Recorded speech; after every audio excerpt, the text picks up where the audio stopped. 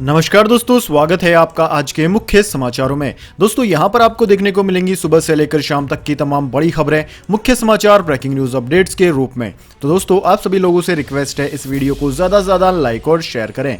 तो दोस्तों सीधे चलते हैं आज की पहली बड़ी खबर की ओर। कोरोना वैक्सीन लगवा चुके लोगों के लिए जारी होंगे वैक्सीन पासपोर्ट, इस देश ने किया ऐलान। जी हाँ दोस्तों, दुनिया भर में फैली कोरोना महामारी को देखते हुए कई देश वैक्सीन पासपोर्ट जारी करने पर विचार कर रहे हैं। जापान ने तो इसे लेकर पूरी योजना भी तैयार कर ली है। जापान ने जुलाई के मध्य से नगर पालिकाओं को वैक्सीन पासपोर्ट जारी करने की अनुमति देने की योजना बनाई है। देश के एक शीर्ष सरकारी प्रवक्ता ने गुरुवार को जानकारी दी कि दस्तावेजों को जल्द से जल्द जारी किया जाएगा। मुख्य कैबिनेट सचिव कांसुनोवा काटो ने एक संवाददाता सम्मेलन में कहा कि दस्तावेज शीघ्र जारी करने की तैयारी के लिए हम पहले पेपर पर टीकाकरण प्रमाण पत्र जारी करेंगे, लेकिन डिजिटल प्रारूप में जारी करने पर भी विचार करेंगे। दोस्तों आपकी जानकारी के लिए बता दें, जापान में कुछ व्यापारिक मंडल भी सरकार पर दबाव बना रहे हैं कि जल्द से जल्द वैक्सीन पासपोर्ट जारी की जाए, ताकि विदेशी अर्थव्यवस्थाओं के फिर से खुलने के साथ साथ विदेशी यात्रा में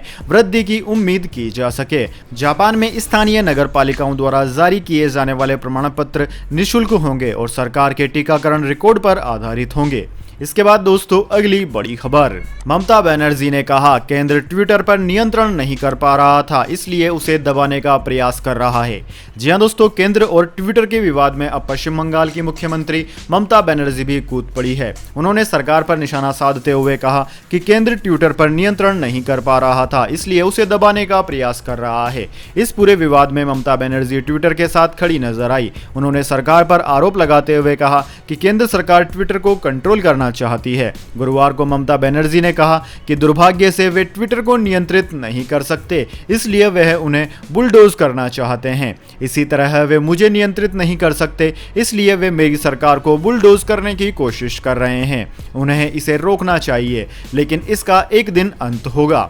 दोस्तों आपकी जानकारी के लिए बता दें, कानून मंत्री रविशंकर प्रसाद ने बुधवार को जी न्यूज पर बड़ा बयान दिया। उन्होंने कहा कि जब भारतीय कंपनियां अमेरिका या दूसरे देशों में बिजनेस करने जाती है तो क्या वो अमेरिका या दूसरे देशों के कानूनों का पालन करती है या नहीं। आपको भारत में व्यापार करना है, पैसे कमाने हैं तो भारत का कानून मानना ही होगा, भारत के संविधान और नियमों का पालन करना ही होगा।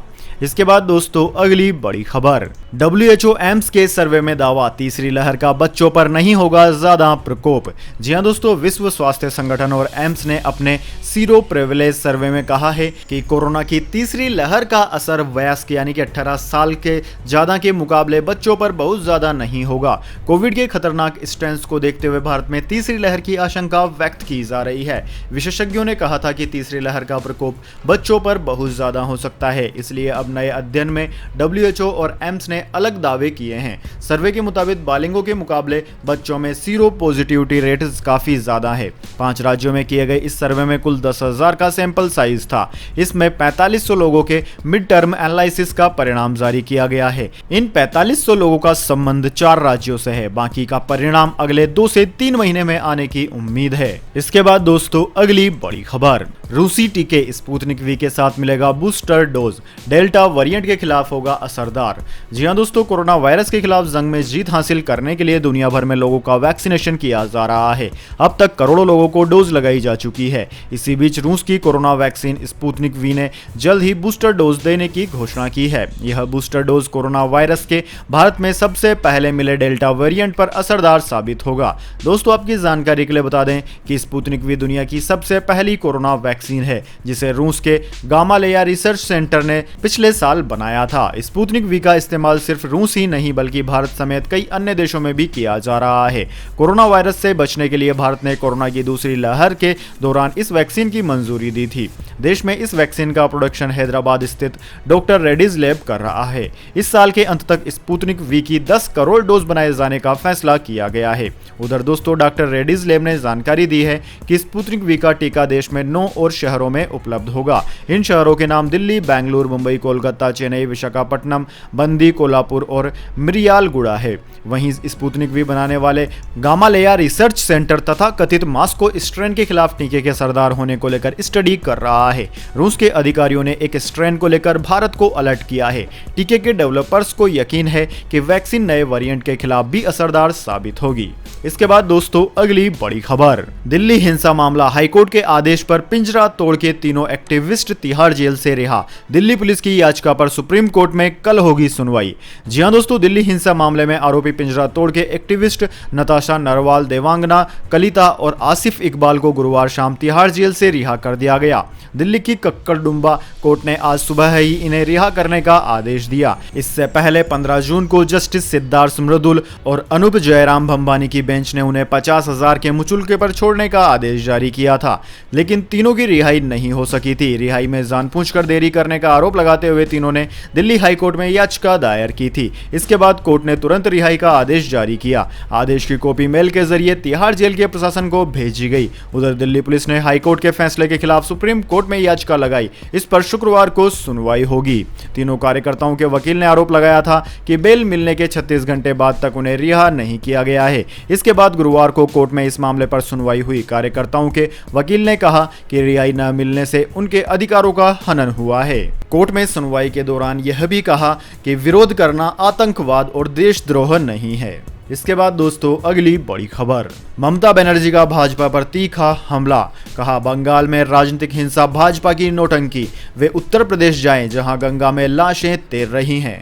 जी हां दोस्तों, पश्चिम बंगाल में राजनीतिक हिंसा के आरोपों पर मुख्यमंत्री ममता बनर्जी ने भाजपा पर पलटवार किया है।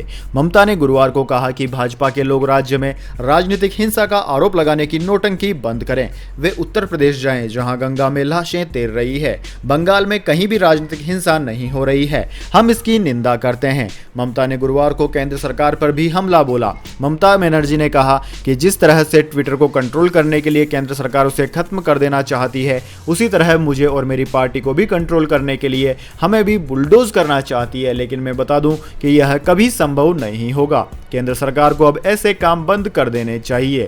वहीं दोस्तों पश्चिम बंगाल के राज्यपाल जगदीप धनखड़ अभी 4 दिवसीय दौरे पर दिल्ली में है। गुरुवार दोपहर उन्होंने राष्ट्रपति रामनाथ कोविंद से मुलाकात की। बताया जा रहा है कि धनखड़ प्रधानमंत्री नरेंद्र मोदी, गृह मंत्री अमित शाह समेत कई अन्य बड़े नेताओं से भी मिल सकते हैं। राज्यपाल ने कहा कि उन्होंने केंद्रीय मंत्री प्रहलाद जोशी और प्रहलाद सिंह पटेल से मुलाकात की। उन्होंने राष्ट्रीय मानवाधिकार आयोग से भी मुलाकात की। उन्होंने गृह मंत्री अमित शाह से भी मुलाकात करने की बात कही है। इसके बाद दोस्तों अगली बड़ी खबर, सीबीआई ने कहा मेहुल चोकसी को जांच का था अंदाजा, इसलिए उसने जानकारी छिपाई और भाग गया। जी हां दोस्तों, केंद्रीय जांच एजेंसी सीबीआई ने कहा है कि भगोड़ा हीरा कारोबारी मेहुल चोकसी को 2017 में अपने खिलाफ परिवर्तन निदेशालय यानी कि ईडी की आसन्न पूछताछ की जानकारी थी। इसी वजह से वह साक्ष्यों को छिपाकर भारत से फरार हो गया। इसलिए एजेंसी ने अपनी सप्लीमेंट्री चार्जशीट में आईपीसी की धारा 201 के साथ अन्य आरोपों को भी शामिल किया है, जो कि आपराधिक साजिश के तहत संदिग्ध द्वारा सबूतों को मिटाने से संबंधित हैं। दोस्तों चोकसी ने पंजाब नेशनल बैंक के उप प्रबंधन गोकुलनाथ शेट्टी के साथ आपराधिक साजिश कर मार्च और अप्रैल 2017 के दौरान 165 लेटर ऑफ अंडरटेकिंग जारी किए जाने के बदले में सौंपे सारे दस्तावेज वापस ले लिए और 58 फॉरेन लेटर्स ऑफ क्रेडिट में हेराफेरी की। सीबीआई ने आरोप लगाया कि शेट्टी ने बेईमानी और जालसाजी करते हुए आरोपी कंपनियों गीतांजलि जेम्स लिमिटेड, गिल्ली इंडिया लिमिटेड और नक्षत्र ब्रांड लिमिटेड द्वारा जमा कराए गए सभी मूल आवेदन के साथ अन्य दस्तावेज वापस कर दिए। इसके बाद दोस्तों अगली बड़ी खबर, जांच में हुआ खुलासा, ताबीज के नाम पर शुरू हुआ था झगड़ा, पेशाब पिलाने की कोशिश, जय श्री राम का नारा न लगाने पर काट दी 40 साल पुरानी दाढ़ी। जी हां दोस्तों, उत्तर प्रदेश में बुलंदशहर के अनूप शहर कस्बे का एक घर मीडिया की गाड़ियों से घिरा हुआ है। अब्दुल मसद सैफी अपने बेटे का सहारा लेकर कमरे में आते हैं। उनके चेहरे पर सूजन है। मसद के कमरे में आते ही पत्रकार उन पर सवालों की झड़ी लगा देते हैं। हाथ में तस्बीह है यानी कि माला घुमाते हुए समद धीरी आवाज में जवाब देते रहते हैं। 72 साल के समद सैफी पर 5 जून को गाजियाबाद के लोनी इलाके में हमला हुआ था। इस घटना का वीडियो भी वायरल हुआ है, जिसमें कुछ युवक उनकी दाढ़ी काटते दिखाई दे रहे हैं।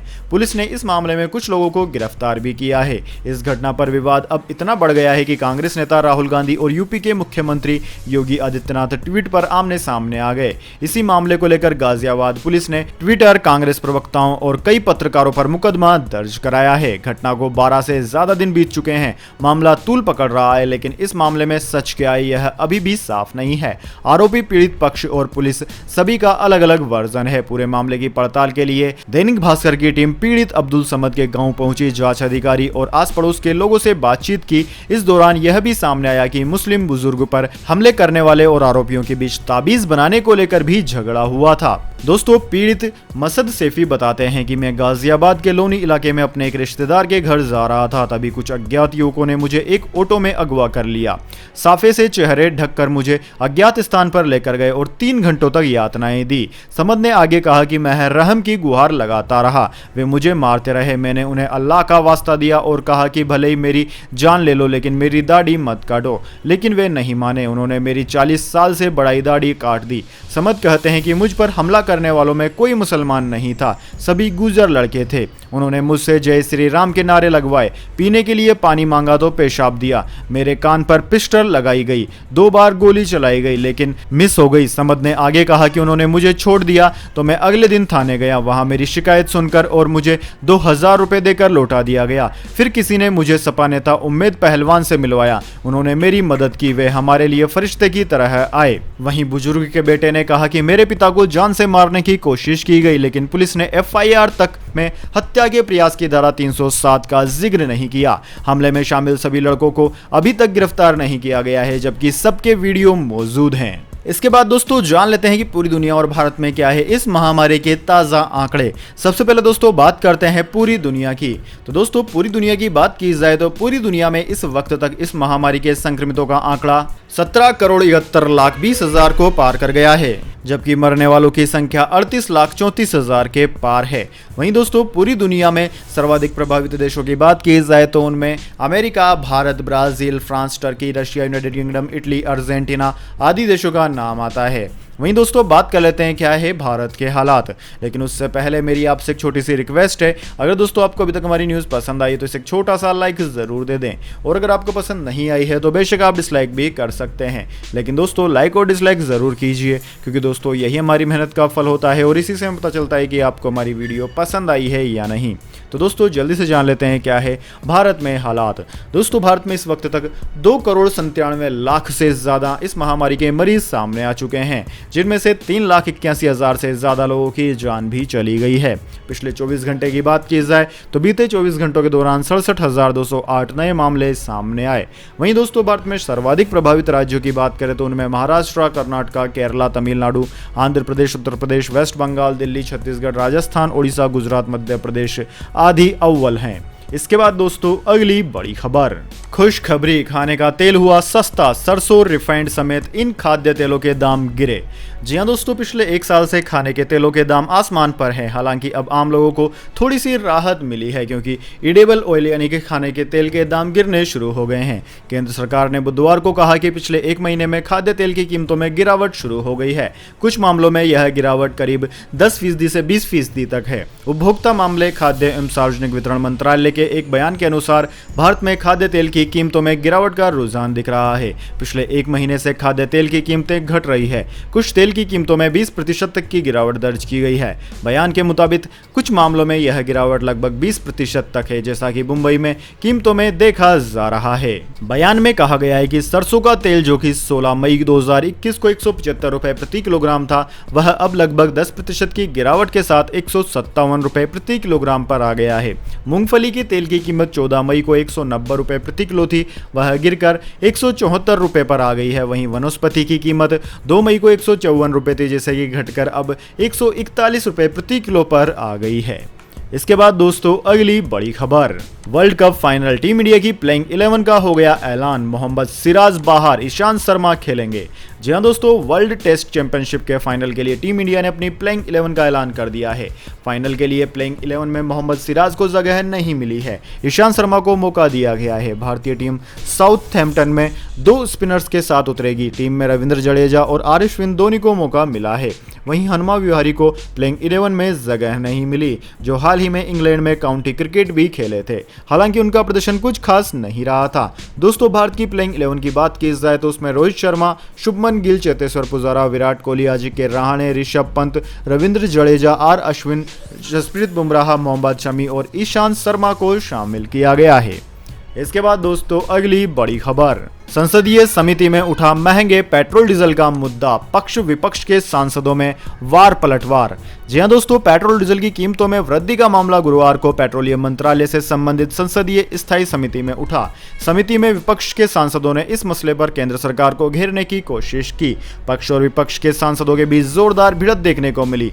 बैठक में विपक्ष के सांसदों ने कहा कि देश पहले से महंगाई का सामना कर रहा है और पेट्रोल डीजल की बढ़ती कीमतों से लोगों का जीना दूभर हो रहा है।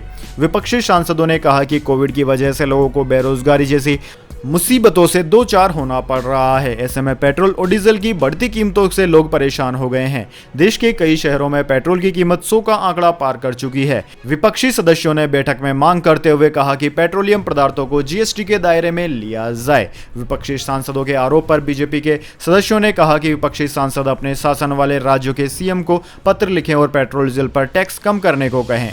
बैठक में सत्ता पक्ष के सदस्यों ने विपक्षी सांसदों को यह भी तर्क दिया कि यूपीए सरकार में 2004 से 2014 के बीच पेट्रोल डीजल की कीमतें लगभग डबल हो गई थी, जबकि मोदी सरकार आने के बाद जो 1.5 गुना टैक्स बढ़ाए वो राज्य सरकारों ने बढ़ाया है। इसके बाद दोस्तों अगली बड़ी खबर, गौतम अडानी अब नहीं रहे एशिया के दूसरे सबसे अमीर, चौथे दिन भी गिरे अडानी की कंपनियों के शेयर। जी हां दोस्तों, अडानी ग्रुप की कंपनियों के शेयरों में लगातार चौथे दिन गिरावट जारी है। गुरुवार को उनकी 6 कंपनियों में से 3 के शेयर में करीब 5% की गिरावट के बाद फिर से लोअर सर्किट लग गया। इसके परिणाम स्वरूप अडानी अब एशिया के दूसरे रईस नहीं हैं, बल्कि लुढ़क कर तीसरे स्थान पर पहुंच गए हैं। शेयर मार्केट में अडानी के शेयरों में गिरावट की वजह से गौतम अडानी के नेटवर्थ में भारी गिरावट आई है। सिर्फ 3 दिन में गौतम अडानी के नेटवर्थ में करीब 9.4 अरब डॉलर यानी कि करीब 70,000 करोड़ रुपए की गिरावट आ चुकी है। ब्लूमबर्ग मिलेनियर इंडेक्स के मुताबिक गौतम अडानी का नेटवर्थ सिर्फ बुधवार को करीब 4 अरब डॉलर घटकर 67.6 अरब डॉलर रह गया। इस भारी गिरावट की वजह से चीन के कारोबारी जोहांग शेनशान फिर एशिया के दूसरे सबसे अमीर शख्स बन गए हैं, जबकि उनकी नेटवर्थ में भी गिरावट आई है। दोस्तों आपकी जानकारी के लिए बता दें, करीब 84.5 अरब डॉलर के नेटवर्थ के साथ मुकेश अंबानी एशिया के सबसे रईस व्यक्ति हैं। इसके बाद दोस्तों अगली बड़ी खबर, खुशखबरी, सोने की कीमतों में आई भारी गिरावट, एक दिन में 1000 रुपए सस्ता हुआ गोल्ड। जी हां दोस्तों, वैश्विक दरों में गिरावट के बाद भारतीय बाजारों में सोने और चांदी की कीमतों में भारी गिरावट आई है। एमसीएक्स पर सोना वायदा लगभग 2% गिरकर 47,420 रुपए प्रति 10 ग्राम हो गया, जबकि चांदी 2% गिरकर 70,023 रुपए प्रति किलोग्राम पर आ गई है। अंतरराष्ट्रीय बाजार की बात की जाए तो सोना 0.6% बढ़कर 1822.36 डॉलर प्रति औंस, जबकि चांदी 0.5% बढ़कर 27.09 डॉलर प्रति औंस पर रही। इसके बाद दोस्तों अगली बड़ी खबर, डॉक्टरों ने बच्चे को घोषित कर दिया था मृत, मां पुकारती रही, चलने लगी मासूम की सांसें। जी हां दोस्तों, हरियाणा में बहादुरगढ़ के किला मोहल्ले के निवासी विजय शर्मा के पोते कुणाल शर्मा को 26 मई को दिल्ली के एक अस्पताल के डॉक्टरों ने मृत घोषित कर दिया था। इतना ही नहीं, बच्चे को मृत बताकर उसे पैक करके परिजनों को सौंप दिया था, परंतु चमत्कार हुआ, घर जाकर वह बच्चा फिर से जिंदा हो गया। अब रोहतक के एक निजी अस्पताल से बच्चा वापस अपने घर पहुंच चुका है। दरअसल दोस्तों, जब माता पिता चारों तरफ से निराश होकर बहादुरगढ़ अपने घर पहुंचे तो मां जानवी और बच्चे की ताई अन्नू ने रोते हुए उसे बार बार प्यार से हिलाकर पुकारा। मां लगातार उसे जिंदा होने के लिए पुकार रही थी। कुछ देर बाद बच्चे की सांसें चलने लगी। दरअसल दोस्तों, पूरा चमत्कार दादी की जिद को लेकर हुआ।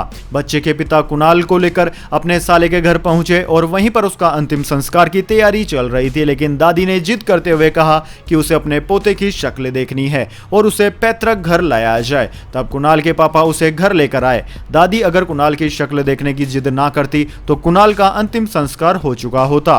कुछ देर बाद कुणाल के शरीर में कुछ हरकत दिखी तो परिजनों को उम्मीद जगी। इसके बाद पिता हितेश ने बच्चे का चेहरा चादर की पैकिंग से बाहर निकाला और अपने लाडले को मुंह से सांस देने लगे। कुछ देर बाद जब कुणाल के शरीर में कुछ हरकत दिखाई दी तो पड़ोसी सुनील ने बच्चे की छाती पर दबाव देना शुरू किया। इसके बाद मोहल्ले के लोग बच्चे को 26 मई की रात को रोहतक के एक प्राइवेट अस्पताल में लेकर गए, जहां डॉक्टरों ने उसे 15% ही बचने की संभावना बताई, पर वह धीरे धीरे ठीक हो गया और मंगलवार को अपने घर पर पहुंच गया। तो दोस्तों यह थी आज की तमाम बड़ी खबरें। इसके बाद दोस्तों बारी आती है आज के माइंड क्विज क्वेश्चन की। जी हाँ दोस्तों, एक आसान से सवाल का जवाब देकर आप जीत सकते हैं एक अमेजिंग सरप्राइज गिफ्ट हमारे यूट्यूब चैनल की ओर से। तो दोस्तों आज का सवाल आपकी स्क्रीन पर आ चुका है। दुनिया का सबसे अमीर शख्स का नाम क्या है? जी हाँ दोस्तों, अगर आप जानते हैं दुनिया के सबसे अमीर आदमी का नाम तो जल्दी से कमेंट बॉक्स में लिख दीजिए। अगर दोस्तों आपका जवाब होता है एकदम सही और आप चुने जाते हैं लक्की विजेता के रूप में, तो आपको मिल सकता है एक अमेजिंग सरप्राइज गिफ्ट हमारे यूट्यूब चैनल की ओर से। तो दोस्तों जल्दी से अपना उत्तर कमेंट बॉक्स में लिख दीजिए, वीडियो को लाइक कर लीजिए और चैनल को सब्सक्राइब करके बेल आइकन भी दबा लीजिए। धन्यवाद। वंदे मातरम। जय हिंद, जय भारत।